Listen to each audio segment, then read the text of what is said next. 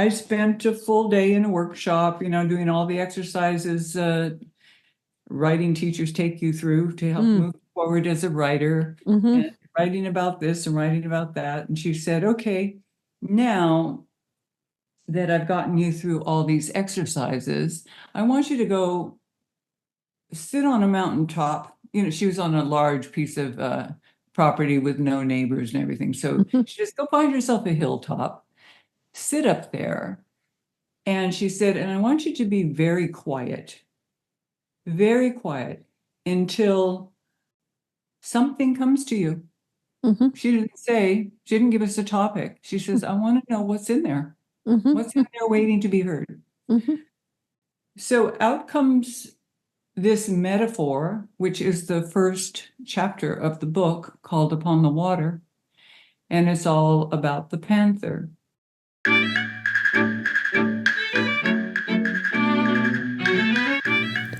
Welcome to Story Power, a bi-monthly podcast where my guests and I chat about stories and creativity in all different styles and formats.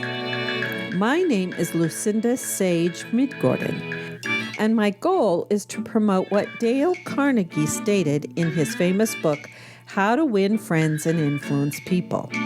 He said, instead of condemning people, let's try to understand them. Let's try to figure out why they do what they do. That's a lot more profitable and intriguing than criticism, and it breeds sympathy, tolerance, and kindness. To know all is to forgive all.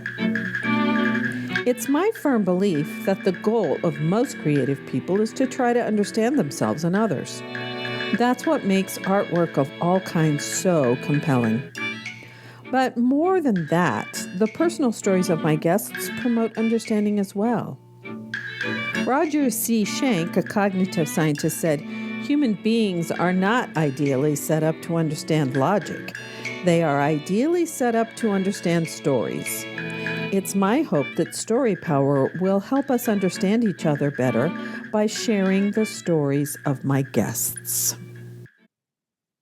Today on Story Power, it is episode 111, and today my guest is Karen Moran, a writer, a psychologist, a soul healer, all kinds of things. So thank you so much for being on the show and welcome.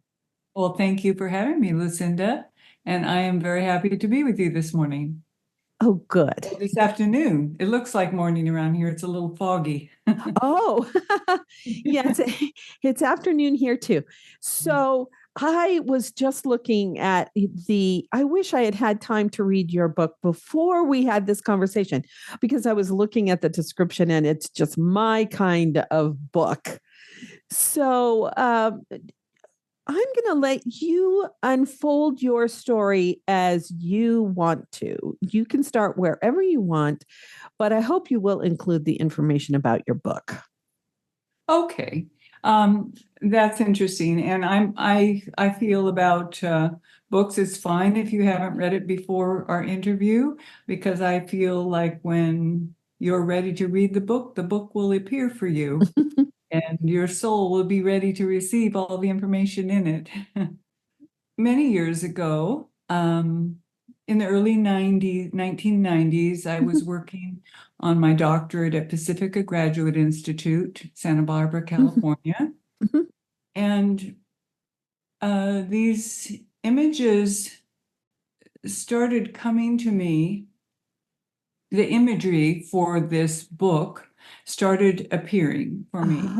Images and the school of thought, which is archetypal psychology, is very supportive of imagery and what that means. And when it comes to visit you, what do you do about that? And how important it is to pay attention to the imagery that comes to visit you, because it's informing you. You may not be fully conscious yet of what it has come to help you learn in life. So there was one very, very powerful image, and that was of a Black Panther. And Black Panther is a very universal image. It's alluring and it is dangerous. So, of course, you have to pay attention. Yeah, really. it was just scratching and scratching and scratching at my door. And when I say that, in my mind, it was just Right. like gnawing at me and compelling me, like, and I would Mhm. keep asking it, what is it that you want? So, first of all, out came a poem, and I Oh. thought, okay, poetry. Huh. You want a poem written about you? I'll write a poem about you. And I thought, okay, that's done. Then it kept gnawing and gnawing and gnawing. And I said, okay, I guess the poem wasn't enough. You want to be revealed in the world. Maybe if I paint a painting of you, a picture of you, of what I Mhm. imagine you to be. Mhm. So I got out this huge canvas, 5 by 8. It was one of the largest canvases I'd ever painted. Mhm. And I painted this amazing panther. And I thought, wow, I don't think I ever would have done that painting had it Mhm. not been gnawing at my door. And I said, okay, we're done. Nope, not done yet. So I went to my professors and I said, look, my dissertation, I want to write about early childhood trauma and post-traumatic stress disorder in adults. Yes. And I want to contribute to the field in that area. Mhm. Mhm. I said, but there's this image that keeps coming to me. Um, so one of my professors recommended to me that I go to a writing workshop of one of our local writers that was very well known here in Topanga for her book, Writing for Your Life. Mhm. And he said, I think that maybe if you go into her workshop, you might be able to explore this image a little bit more and come out with some knowledge of what it is it's asking you to do. What is Mhm. this meaning for you? So um, I spent a full day in a workshop, doing all the exercises writing teachers take you through to help Mm. move forward as a writer, Mhm. and writing about this and writing about that. And she said, okay, now that I've gotten you through all these exercises, I want you to go sit on a mountaintop. She was on a large piece of property with no neighbors and everything. So Mhm. she just go find yourself a hilltop, sit up there. And she said, and I want you to be very quiet until something comes to you. Mhm. She didn't give us a topic. She says, I want to know what's in there. Mhm. What's in there waiting to be heard? Mhm. So out comes this metaphor, which is the first chapter of the book called Upon the Water, and it's all about the panther. Ah. Um, I can read it to you if you would like me to, or we can let the reader wait until the readers want to read it. But once I read it, I I cried Mhm. because I knew it was a metaphor for something, my early childhood wound I had had. Mhm. And I thought that I had healed. So Mhm. I thought, wait a minute, I'm 50 years old. I've been years of therapy. I've gone to school forever and a day, studied anthropology, psychology, clinical psychology, archetypal psychology. And you're telling me I haven't resolved this issue? It's like, come on, please. But it then became the metaphor, the entire story for my book called Forever Tourmaline. Now, I had started the desire, as this was emerging, the desire to write a memoir Mhm. um, during my doctoral years, but I didn't want to write it in psychologies. Once you get up to your Yes. doctoral level of any profession, Mhm. you're in a private language. Mhm. And you can talk to your colleagues and you can write for your colleagues, but Mhm. you step outside that world, you still have to have the common layman's terminology to have a conversation. Right. Yeah. And I thought, I don't want to write it in psychology, so I'm going to have some time once I get my dissertation done. Mhm. um, and they allowed me to explore some of the other chapters that were coming to me for the memoir, and outline that under a term called biomythography, which is the combination of your own biographical material and mythology and creative writing. And they let me explore that in a middle section of my dissertation. So I basically left there with my doctorate, my dissertation, and contributing to the field, and with an outline for my memoir. So I thought, okay, so of course, once you leave a doctoral program, you don't want to read another book for a million years. You have to read so much and you have to write so much. It's coming out of your ears. And I even told a colleague, I said, just kick me if I ever again say I want to write anything. All I want to do is paint. I can't, I don't want to write anything down. This is like way too much verbal stuff for me. But so I did. I just painted for a while and still kept writing some poetry and started to relax my brain and come back out into work, into the world. And of course, it changed my path I slowly began to change. I was in private practice at that time. And they told me when I went into this program that you come in as one person and leave as another. And you may never practice another day in your life, but you're still going to have your doctorate, but you may not want to practice in the way that you have in the world before. And sure to their word, my whole life began to change. And I moved more into the arts. I was from an artist family. I always kept my arts going, but the field of psychology, which I loved, and I had chosen that as my profession, really brought in the income and the interest. And it was a field I loved. I just love human beings. I am interested in story. I love doing case histories. And I wrote case histories for years. So I thought, well, maybe I'll just write my own case history, How do I approach this? And a memoir is wonderful because you really have so much freedom in how you want to write it. You get to write it any way you want to. And so I had tremendous freedom. I tried different things. I tried fiction. I tried writing with using real names, and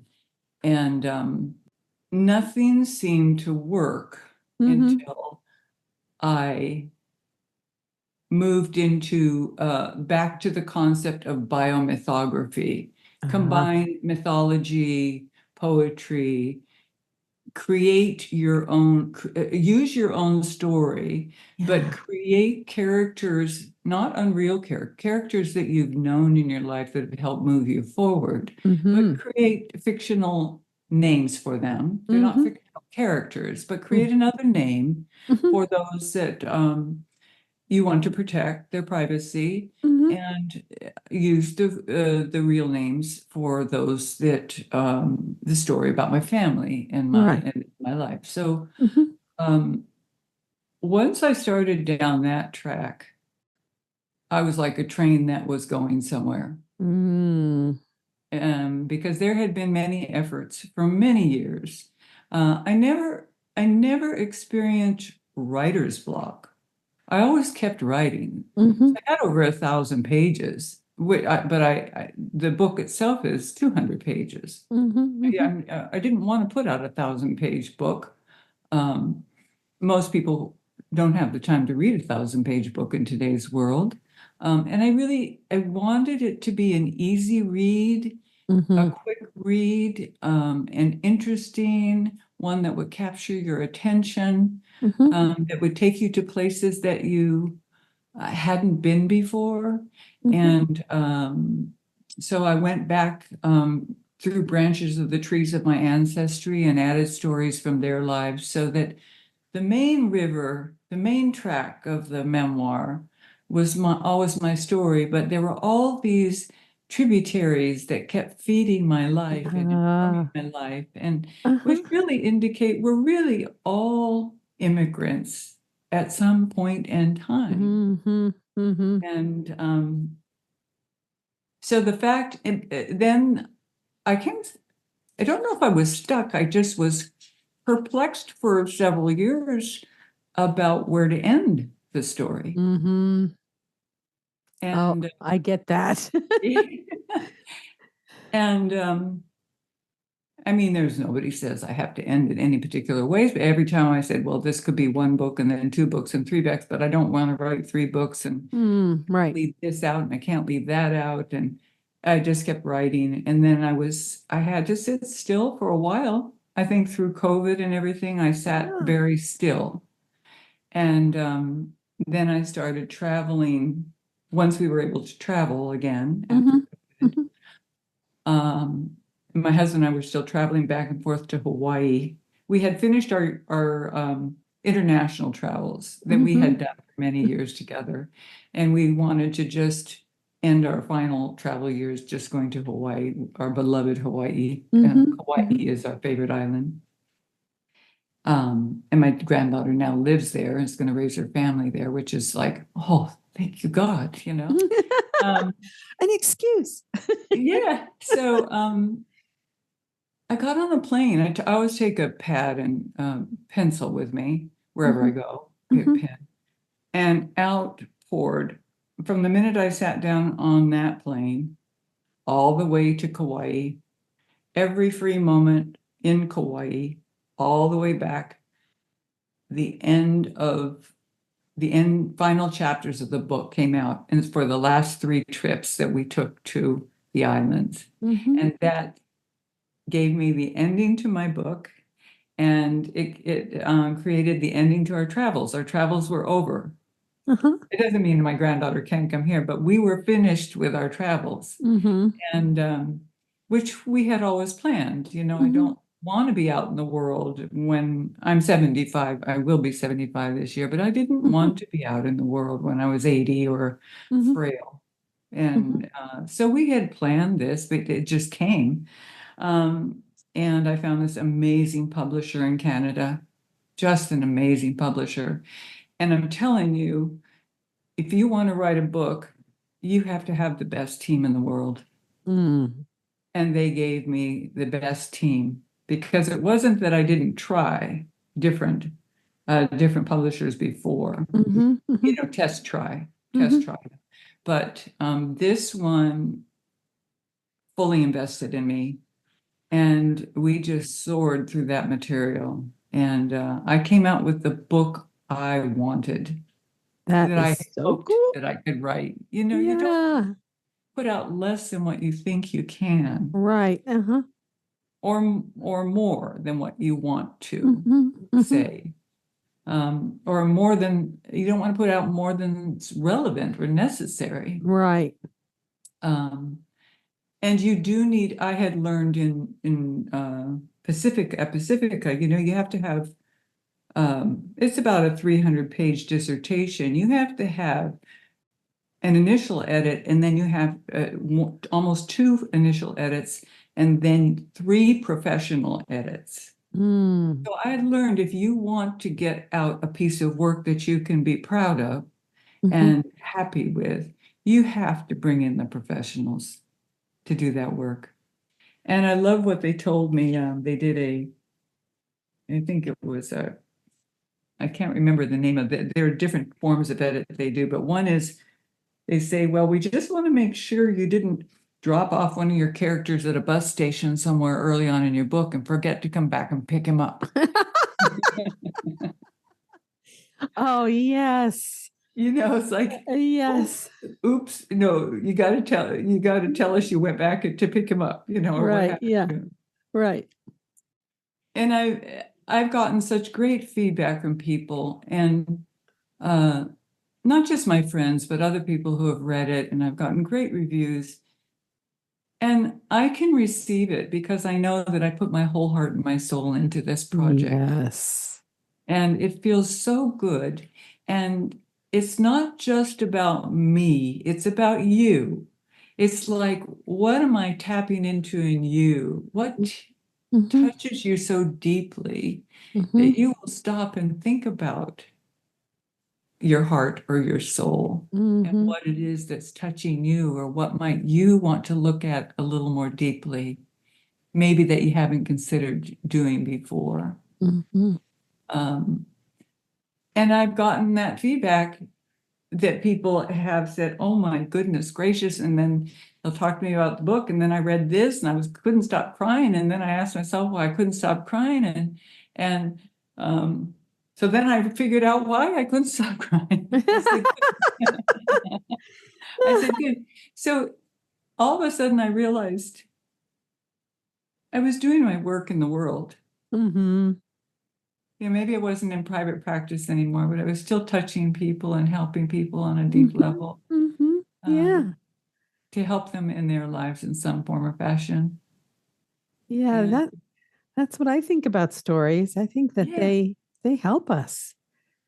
oh my goodness, what would we do without stories? Storytelling is as old as we are. I mean, I know. as human As beings. human beings. Yeah. I mean, they did some of the storytelling on the side of caves, Yes, but exactly. but yeah, right. Yeah, Yeah. we would have no history if there weren't oral traditions. Right. And Yes. storytelling is, I realize you really can touch people so deeply Mm-hmm. with a story. Yeah. Um, More Yeah. so than just a casual conversation sometimes. Right. Yes.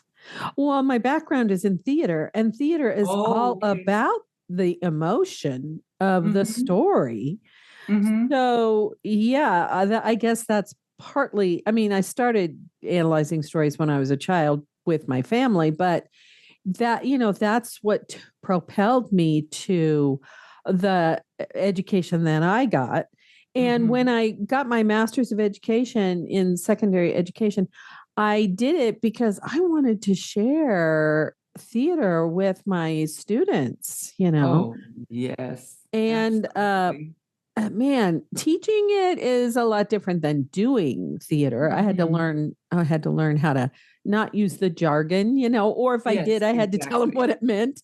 Mm-hmm. But yeah, so it, it was really great because sometimes when the students were doing their scenes or something, they would, the other students would be in the audience and they would go, wow, I Mm-hmm. felt something different. I learned something from watching that scene or doing that scene or Mm-hmm. yeah. So yeah, I'm working on my second novel and it's the same. It's a sequel to the first, but Oh, it's sort of the same thing that you were describing. I started it right after I finished my rough draft of the first novel in okay. 2014. Yes, yes, But we go back. since but it's been stop and start. And it's again, I don't think it's for me, it's not been writer's block. It's No. I have to wait for the times to catch up Mm-hmm. with what I want to write.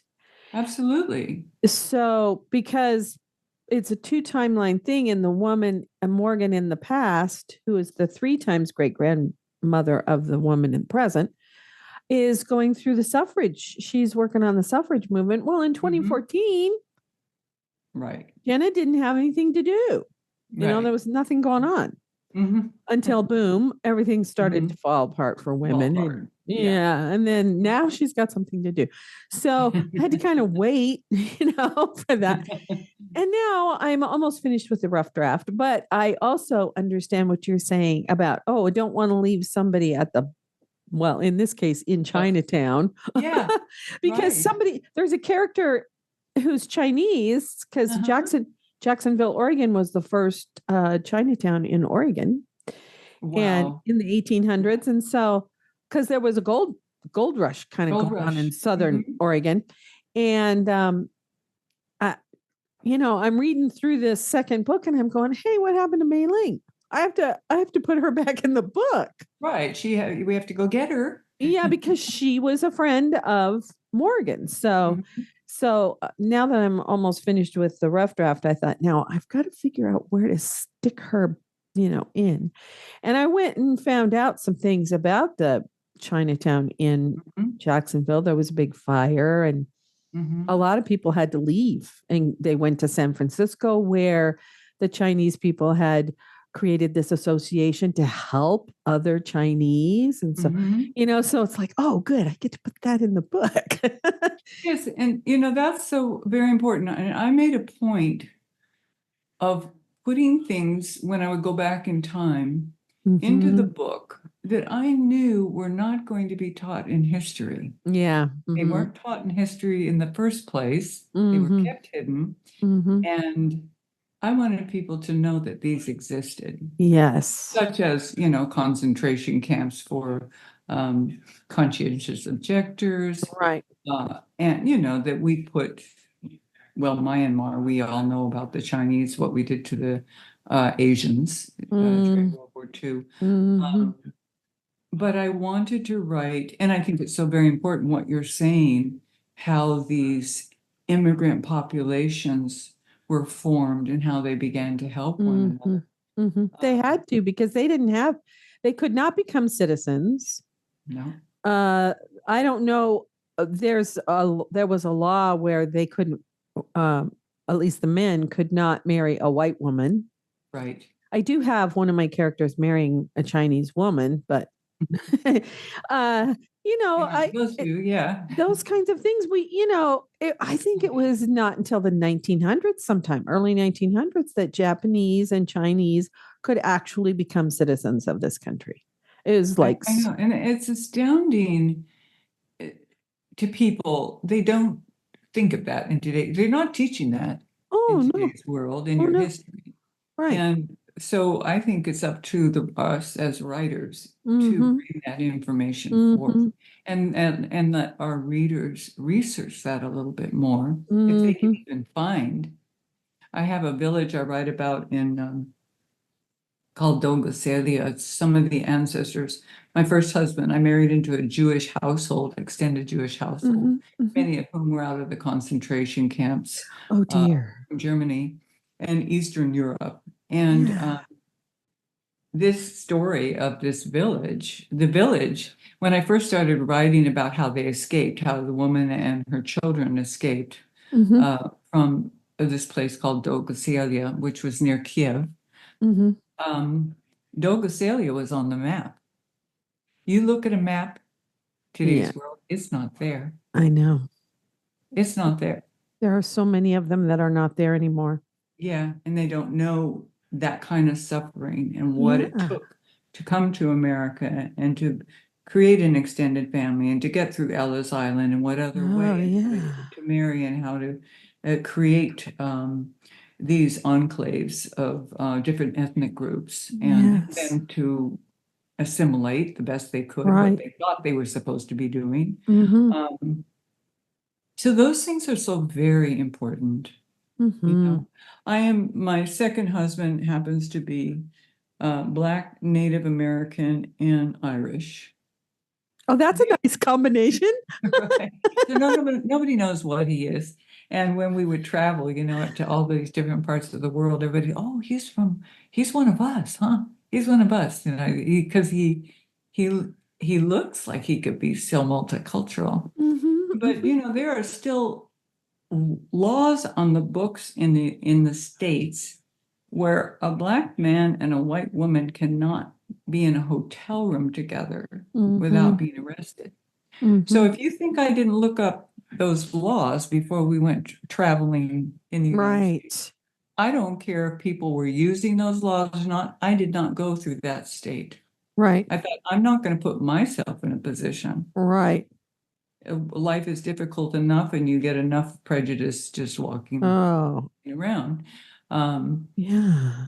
which always surprises me because I went out in the world thinking it was all over with the civil rights movement. Mm-hmm. It's like Mm, wrong, right? When you're young and right. innocent Idealistic. and idealistic, and oh boy, how shocking it can be. Yeah, really. Yeah. I kind of understand that too, because I live in Arizona, And Uh-huh. the Supreme Court just said, oh, we're going back to this 1890 or 65 law. Well, Arizona wasn't even a state until 1912. So, It's insane. It's it's like, insane. you guys are bonkers. And So, imagine being a young person trying to make sense of that. mm-hmm, Trying to, mm-hmm, where is mm-hmm. history? What happened to Yes, the history of Western civilization or ancient Egypt or ancient yes, Rome and, I know. the Aztecs and the Mayans and, you have to, so I would pull wherever I could Mm-hmm, of mm-hmm. those. I was very, very blessed to be raised by um, in an artist family, in an artist community. And the field of Mm-hmm. psychology is very much like theater. Mm-hmm. It's very Mm-hmm. much like theater. But my parents, racism, prejudice didn't exist. Bigotry didn't exist. It was going on around, and the blacklisting Right. was going on, and there Right. was a lot of fear. But Right.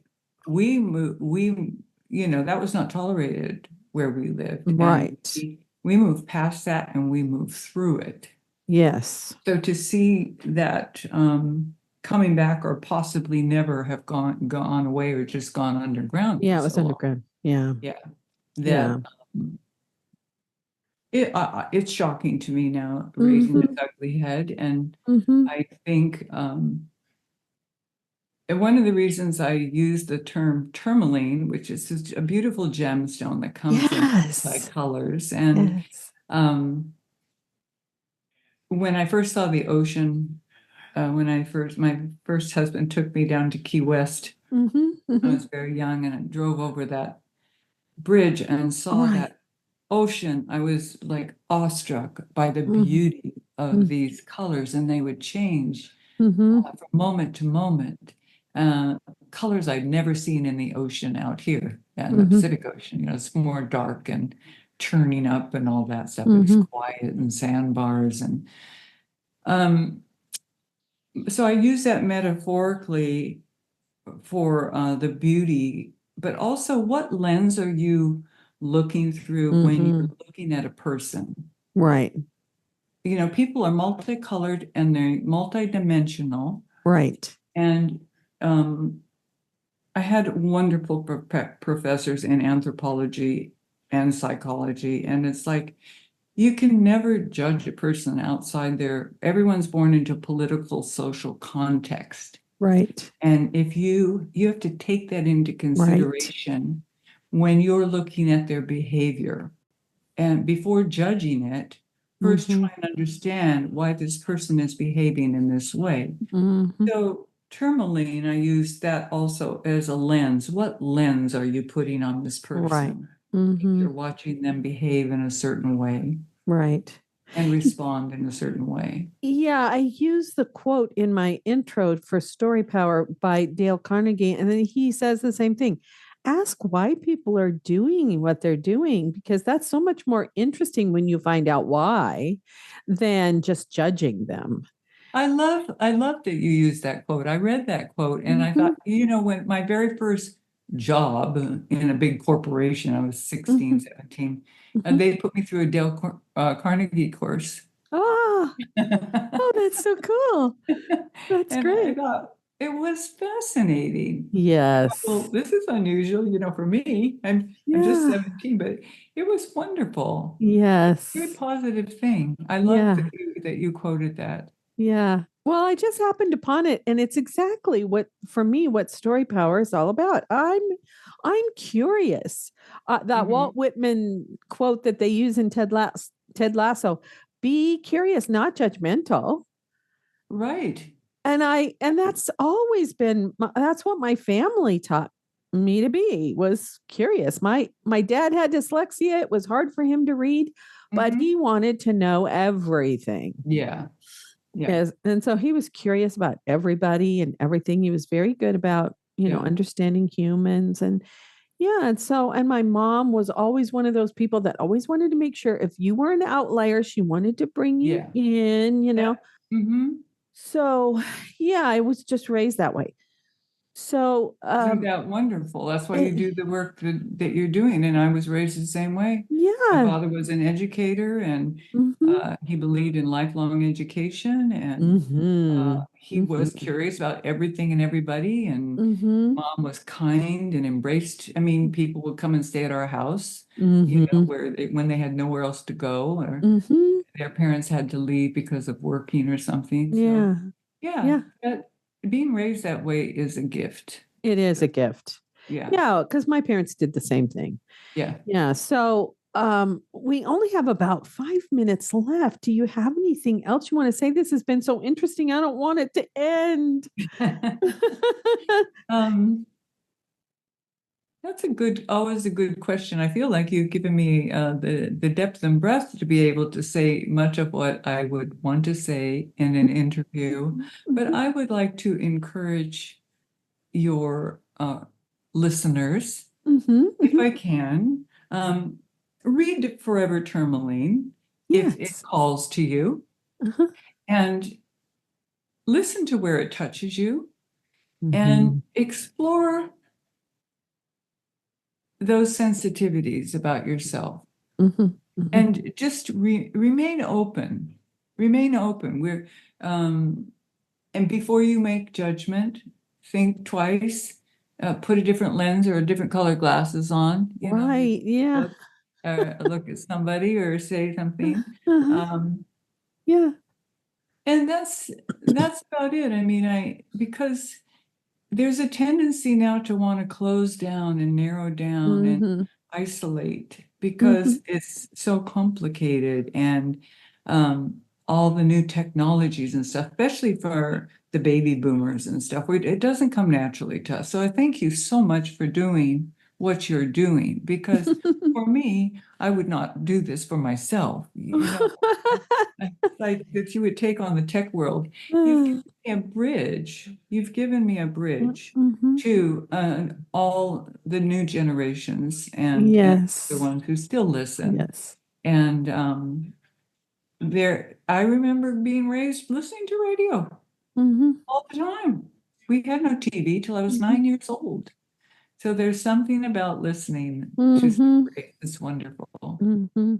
Well, Just keep listening. you're only 4 years older than I am, so Yeah. I'm a baby boomer You're a too. baby boomer. That's what I'm saying. But I think Yeah. just by the little you've told me about your parents, they raised you right. Mm-hmm. And not everybody, well, you're in the humanities. You're Mm-hmm. into building culture. You're into Mm-hmm. building bridges. Mm-hmm. Not everybody is raised, or they're not supported. Their creative Mm-hmm. ideas are not supported. Yeah. So they don't go that way. Yeah, and that's sad. Yeah. It's But very the, sad. but that's what I used to try to do, even when I was forced to teach English because I lost my my teaching Mhm. drama job. I had to go to a border town to teach English. And I would say, you have everybody here in this room has a genius for something. And it's your job to find out what that is. That's what your life job is. And they Mhm. would kind of look at me like, I'm a genius. I'd say, yes, you're Yeah, a genius in something. in something. Yeah. Yes. And that's what, go Gift. find out what it That's is. right. What are the gifts? Explore. Gifts of the Yeah, spirit, they call it sometimes, that's What are your right. gifts? Mm-hmm. Yeah. Mm-hmm. And explore them all. Yes. Which one catches your attention? Which one do you want to Yeah. master, and which ones do you want to play in? Yeah. And even when I was teaching college and they'd say, oh, I don't know what I want to do when I grow up. And I said, I was 54 when I figured out what I wanted to do when I grew up. This is your time to explore, have fun, try Mhm. stuff out. Yeah, yeah. I said that to my high school students too. Try this Uh-huh. is education is for exploring. That's what it's That's for. right. That's Yeah. right. Yeah. That's right. Well, thank you so much. Well, I don't know if you know, my middle name is Lucinda. Oh my gosh, no, I didn't know that. Yeah, so we share the name. I put L in Karen L. Moran because seem to be many Karen Moran writers. So Mm-hmm. I thought I better use my middle initial. Mm-hmm. Well, I'm so happy to know that. I haven't met very many Lucindas in my life. No, me either. Yeah. And only now am I beginning. I mean, I think you may have been the second one I've met in my entire life. Ah. Well, there were two in the school district in Douglas. Oh, And I okay. had met one before that. So I've met 3 or 4 maybe. See, Yeah.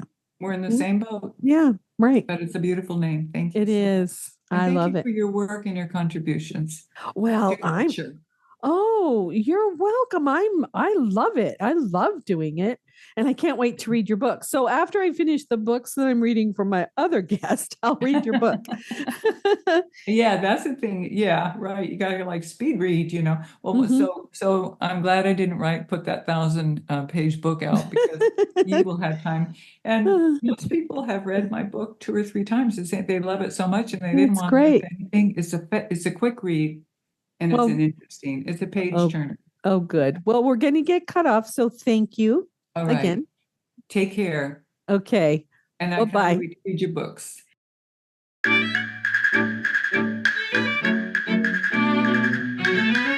I hope you enjoyed the show.